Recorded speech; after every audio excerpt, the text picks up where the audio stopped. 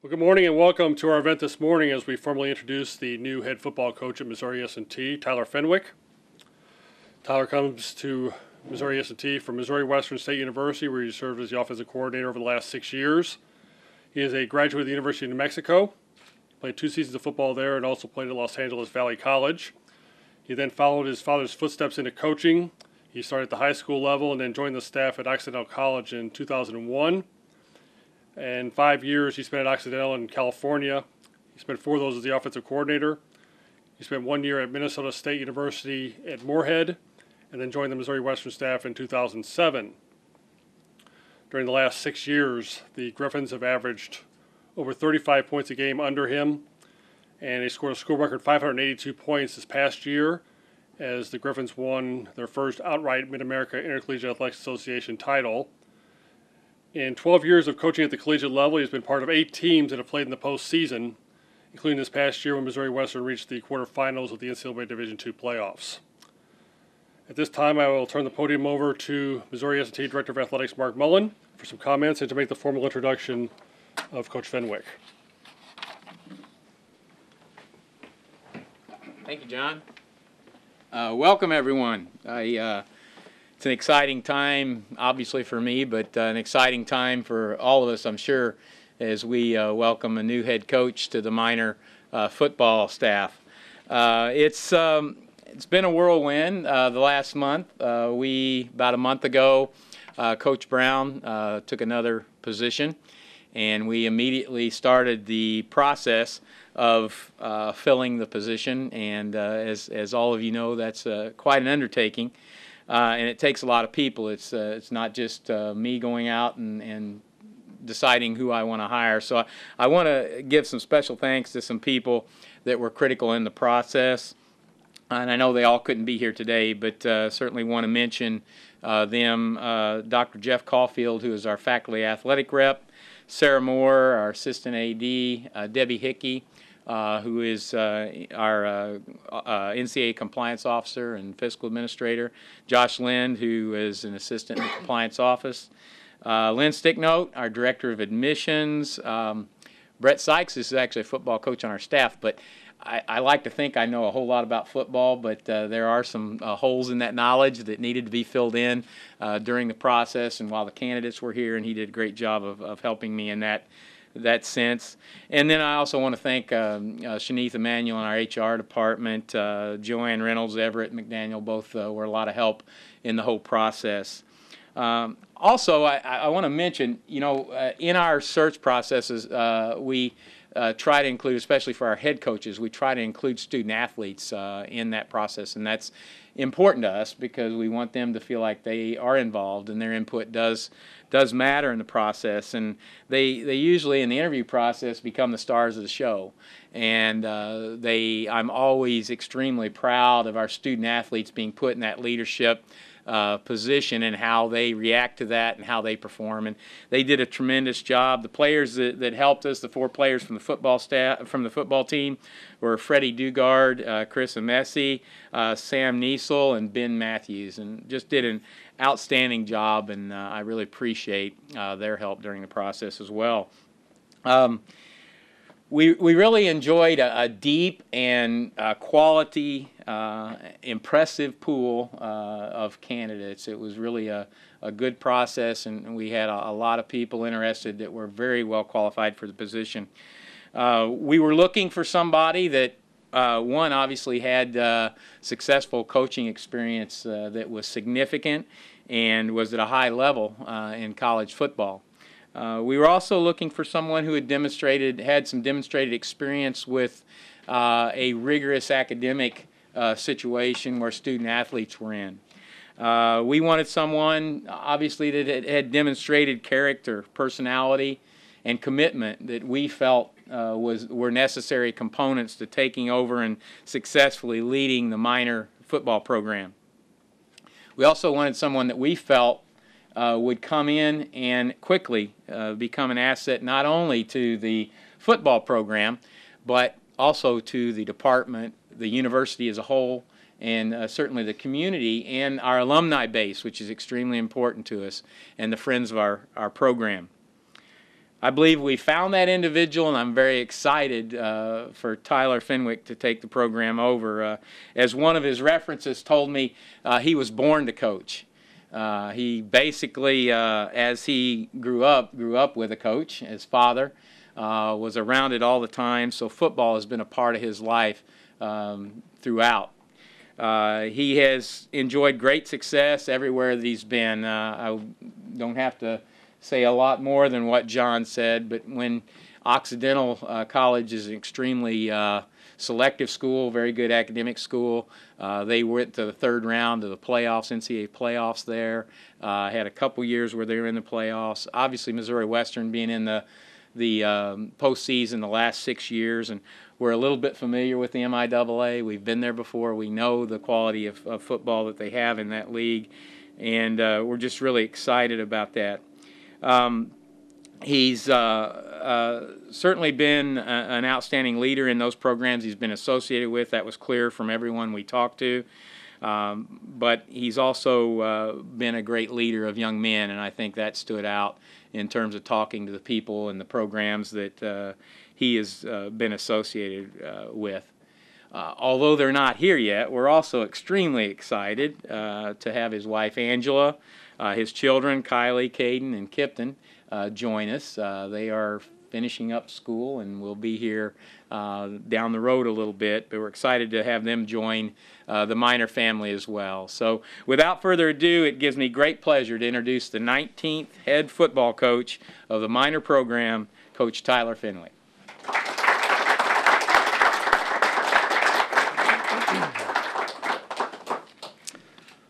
Boy,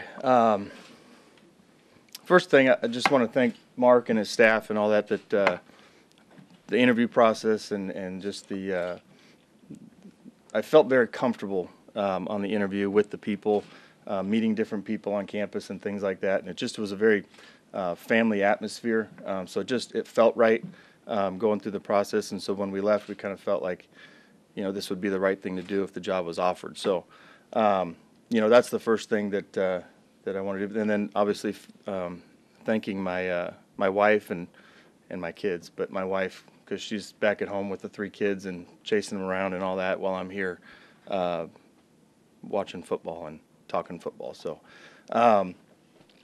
anyway, that's one of the things that's intriguing about this job is just the balance between the athletics and the academics, and it reminds me a lot of when I was at Occidental, like Mark mentioned, but just dealing with not just football, but just kind of the overall program and the overall student athlete and what they're going to do, seeing them go through college, and then also what they're going to do after college. And I think there's a lot of people from when I coached at Occidental that are now at the age where they've got careers and they're starting families and getting married, and so it's starting to catch up to me now to see those guys be successful and see what they're doing and all that stuff. And so I guess that means I'm getting older. But this is exciting for me. I'm really excited to be here. I think that I feel like I've worked for a lot of good head coaches that have prepared me and given me some tools to be in this role. The head coach at Missouri Western, I think there's a lot of things that he's done that has kind of helped me grow, and the head coach at Occidental that has done certain things that has helped me grow in that way. And so there's just from all different angles and some different experiences and that sort of thing. It's been, it's hopefully prepared me for this. So anyway, that's kind of a little bit about why I'm here and what I'm doing, and I'll just kind of leave it open to you guys to ask some questions. So yeah. Coach, how much did you know about Missouri S&T before this job became available in relation to the football program? Well, I've always followed Division II football. At least for the last 7-8 years. And so you hear about it and you know about it, and I've looked into what S&T is about. I've heard it when I recruited at Occidental. I heard about it because we recruited a lot of the same kids, Then I was from California, and I didn't really spend a whole lot of time here, so I'd recruit a kid that wanted to get into engineering, and he says he's looking at what was then Missouri Rolla, and I think, well, Missouri Rolla, I don't know. We can get that kid, so you don't know much about it, and then you start doing some research when you're recruiting your kids, and you're going, well, we don't have engineering. They're pretty good at engineering, so that'll be a tough get for us. And so you start learning more and more about it. And then I've just heard stories through just when they were in the MIAA and stories of playing against Missouri Western and things like that. So, I mean, I didn't know a lot of the details. I think when this came open, it was more the research. But I knew about them as far as the football standpoint of it, for sure. And I think coming into the end of the season last year, when we start looking at playoffs and who's going to get in and, where are we going to be seated and, looking at a 10-1 program, you're thinking, okay, they might get in and, all the different scenarios that can happen there. So Previous coaches that have taken the job have walked into a situation usually after a losing season. In your case, you're taking over a program that was 10-1 last year and almost in the same ballpark as your ball club was in the playoffs. How do you feel about that, and what do you think you can do to continue that trend this year? I've always felt it's easier to go into a program that's a losing program because there's nowhere to go but up. And so if you win a few games, you look good. But here going into a 10-1 program, I think David Brown has done a great job with where the program's at right now, building it up. I think the coaching staff has done a great job after he's left and sustaining it and the weight program and things like that. And I've seen some of the kids and we've got some big kids that look like they can compete and continue on doing what we're doing. I'm not going to come in here and make a whole lot of wholesale changes. And I've kind of been learning from the assistant coaches and what they've been doing and trying to adapt some of my stuff. And then over the course of spring ball and the summer, kind of looking at, okay, what do we want to do for fall? I'll kind of form a plan based on that. So. What's the spring schedule look like right now? I'm working on it right now. I was actually doing that just before I got in here. We were kind of talking about some things, some start dates and things like that. So, but it'll be April. It's not official yet, so it's just kind of April 9th, 7th, 8th, 9th, somewhere in there. So, and then the spring game will be the 4th, that Saturday of May 4th. So. Have you gotten to meet the players and talk Yes. to some of the coaches? Yeah, I've met with the staff. I've met the players late last week before they left for spring break. And then they're all gone now. So a couple of them kind of been in and out. But yeah, I've been able to see them all, and I watched them work out in the morning on Friday morning. And I just kind of observed and kind of walked around and checked things out and just kind of get an idea in my own mind of what we have to work with. So. You got a head coaching job here. Is that what you've been striving for, or did this job come up and you say, wow, this is something I should grab onto? Or did you have a plan in place after 6 years up at Western? Well, I think when you go through your career, my dad was a head coach, and so I kind of watched him grow up as a head coach. I wasn't going to take a head coaching job just to take a head coaching job. Missouri Western was a good place. It was, we kind of, 6 years is a good amount of time, and so it was comfortable walking in and out of the office. It was kind of like home, and so when this came open and the opportunity to become a head coach, and I felt like we had a good year, and I've maybe built up a resume that would give me a chance to maybe get my foot in the door. And going into a program where we've got the scholarship money to compete. There's the facilities that are pretty good to be able to compete with the other schools. And when you look at a league, I feel like we have a chance to win the league. We have a chance to compete. I think there's other schools, where maybe they don't have the scholarship money to compete, and so it's a completely uphill battle where you're really struggling to just compete and win. And I think this is a place where you can do that. And so. What about this league? Do you see it as a competitive league? I mean, the MIAA is one of the best in the country in Division II. Yeah, it is. But I think this is a competitive league. I mean, Indianapolis they're good. They kind of came from a tough conference. And I think any time that you got a league I think it's comparable the teams are comparable, and I think that anytime you got that, anybody can win any week. And I think it's like that in football anyway. You don't really know which way the ball is going to bounce, or what those guys on the field are going to do. You can prepare them as much as you can through the week, and then Saturdays you let them get out there and get after it and see what happens. So, I think it's competitive, and I think our schedule coming up this year is very competitive, and I think if we can get through that schedule, at least gives us a chance to get into the playoffs. And once you get into the playoffs, who knows what's going to happen. So. The Tyler Fenwick philosophy, football philosophy for this year. David Brown was a defensive guy.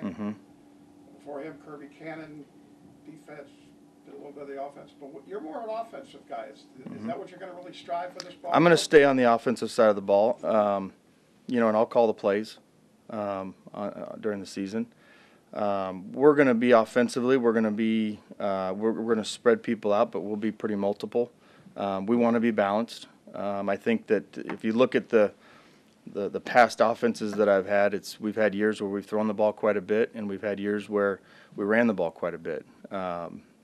Just my time at Missouri Western, we had the quarterback that was the all-time leading passer, and then we turned around and had the running back that was the all-time leading rusher. So a lot of it depends on what kind of personnel, and I'm going to find out more about that when we go through spring and see just who we have and what direction we want to go. If we feel like we're physical up front, we can run the ball, and we've got a good running back, and then we might lean towards that direction. But if we don't, if we feel like we got to throw the ball and we got a good quarterback, then we'll do that. So the system that I've run and that we've kind of over the years with the staffs that I've been with, we've been able to adapt to what we've got year to year. So.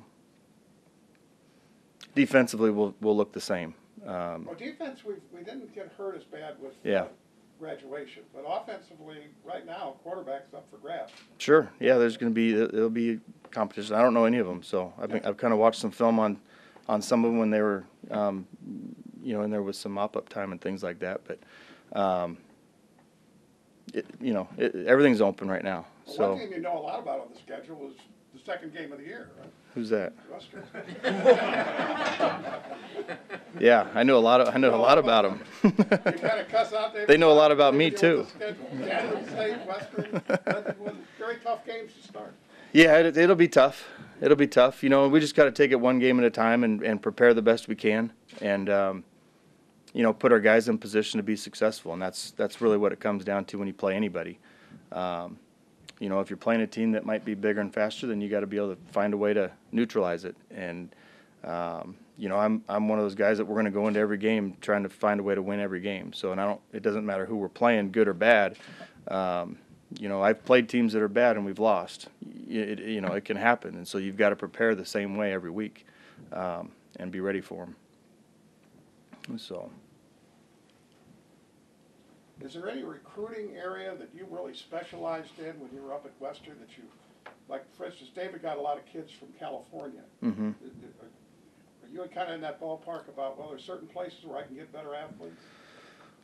Well, I think the first thing that we want to do recruiting is kind of work inside out, and that's where it'll start. If we can get kids from around here. Now, obviously, it's a little bit different here because of the prestigious academics recruiting engineer-type kids. And so you get a little bit more nationally, you're nationally recognized, so you recruit nationally. I've kind of recruited all over throughout my career. I'm from California, so I do have a lot of contacts in California. I've recruited St. Louis. I've recruited Nebraska. I've done some in Kansas City, just kind of spots here and there. I've kind of been all over. When I was at Occidental, we had a lot of areas because we recruited nationally. We got some kids from the East Coast because they wanted to come for the academics and that sort of thing. So there's a lot of similarities to recruiting when I was at Occidental. And our thing is that we've got to find the kids that want to come here for the academics and that want to be athletes. And so we've got to kind of weed out the ones that, number one, that we're looking for is obviously they can get into school and go through school and graduate and not struggle. not go through the struggles of it, and not just to get a kid in, but we want to get a kid in that's going to be successful here. But then the next thing is you got to look at, are they athletic enough to be able to play at this level and compete at this level. So, you know, I'm going to focus my recruiting locally and just to start with, and then we'll all have spots around the nation that, you know, when we get something that comes in from New York, somebody will recruit that kid from that side. I'll recruit the kids from California because I just have a lot of contacts out there. Arizona, my wife's from Arizona, and I've got some family in Arizona, and so, you know, anytime you got some connections, it's easy to talk to recruits about certain things. So.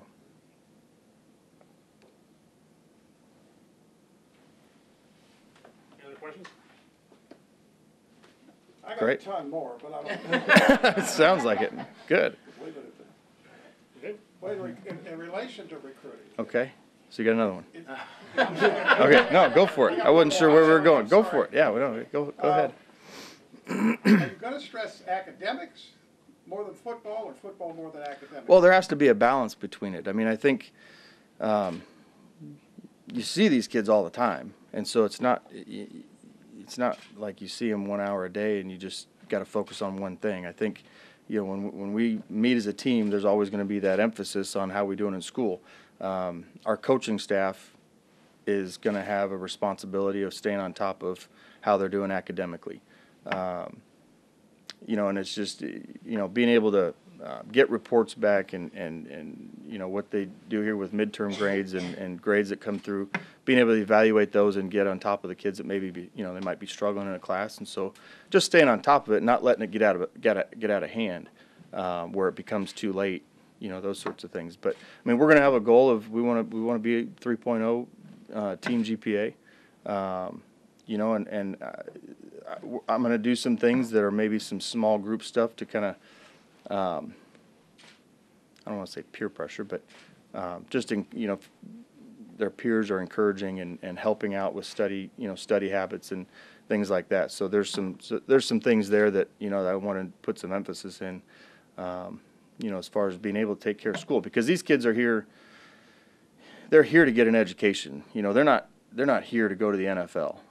They came here, they looked into this school because of the education and because of what they want to do after they graduate. And so the ultimate goal is to get through and graduate and go on and get a career and have a successful life ahead of them after college. And so that's the emphasis. The football part of it, they like to play football and they enjoy it, and they love the game, and so that's why they want to do both. And so there has to be a balance, but yeah, I mean, there's academics is a big deal. So I think anywhere you go, you kind of have to fit what the mission statement of the college is, and kind of adapt to that. And I've been part of those before, those types of schools. Well, we're excited to have you. So thank you. I'm excited to be here, and I look forward to getting back to work. Sir. So all right.